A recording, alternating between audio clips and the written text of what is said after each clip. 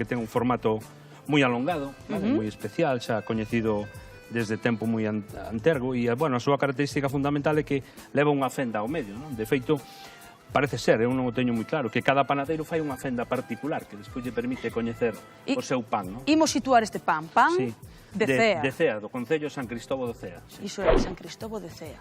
É que ten moita zona este pan. Sí, é un pan moi antigo, porque de feito foi recoñecido xa polo rei Sancho III, alén dos tempos, non? Pero é unha elaboración que é moi artesanal. Leva máis amasado e máis repouso que os outros pans. É un pan que non é tan esponxoso como os outros que vimos. A ver, quero probar eu. Xa sabes que eu sempre teño que tocar todo, A ver. Ten menos, digamos, alveolos do que falamos outro día. Sigue sendo unha codia moi dura, vale? É moito máis alongado que os demais. Sí, é un pan de miga oscura porque leva máis trigo do país que os outros.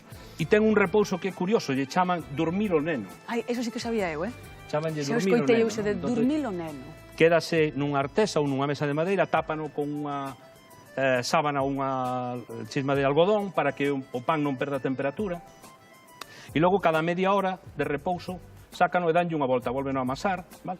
E fan 2 ou 3 amasados hasta que o meten no forno, co cual é un pan que se outro día, na semana anterior, falábamos de que normalmente levaba 5 horas a amasar, esta pode levar 6 horas ou así, desde facerse, desde que empeza hasta que se remata, non? E, bueno, é unha historia, ahora neste momento hai 18 fornos funcionando, vale? Son coñecidos polos nomes dos propietarios, o forno da Maruxa, o forno do Carlos, sabes, así moi...